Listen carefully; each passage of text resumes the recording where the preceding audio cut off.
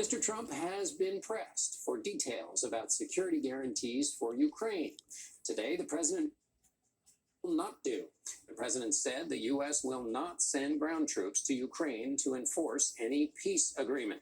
He is now forward with plans to have Presidents Zelensky and Putin meet face-to-face for the first time since 2019. Chief White House correspondent Nancy Cordes leads us off tonight. And Nancy, as if it weren't hard enough. Exactly, John. Trump may have just met with both Putin and Zelensky, but the truth is whether he can get them. And tonight, White House officials insist that they are on the verge of defying expectations. Sit down after 3.5 years of a standoff. CBS News has confirmed that Budapest, Hungary, is being eyed as a possible site for what would be historic talks between Ukrainian President Volodymyr Zelensky and Russian President Vladimir Putin. The two men have met only once before, in Paris in 2019, 2 years before Putin invaded eastern Ukraine. Russia's foreign minister, Sergei, slow walk plans, say, be prepared very thoroughly, but anticipate down will take place within the next 2 weeks and hope to have the date and site nailed down in the next few days. The president has put tremendous public pressure to bring this war to a close, and he has scoffed at the ideas of others that have been raised. Meeting takes place in Alaska on Friday. Phone call last. Putin proposed holding the talks in Russia, a likely non-starter for Zelensky. Next time in Moscow. Oh, on that one.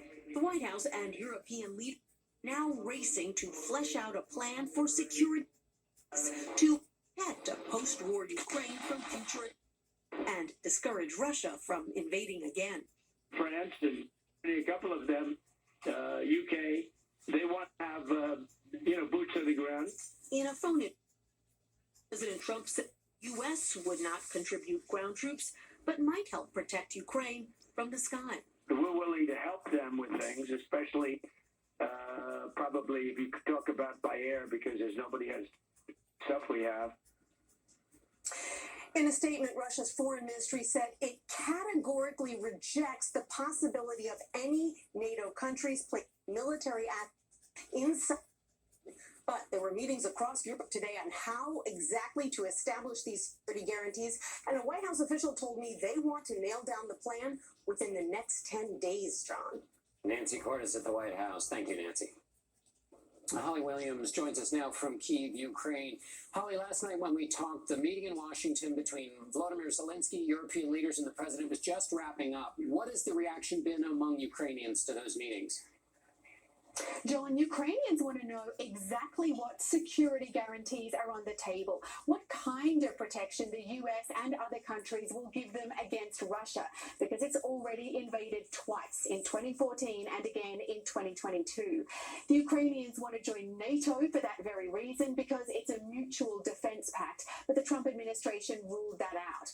And if Russia actually agrees to peacekeepers, they'd be patrolling a front line more than 600 miles long. And Ukrainians want to know what would happen if Russia violated a peace deal. Right, so Ukraine want to know if the Russians come in again, that the cavalry is going to come from somewhere. Exactly, and it's complicated. To get a deal, it's going to have to concessions, and to get those, the Ukrainians have to be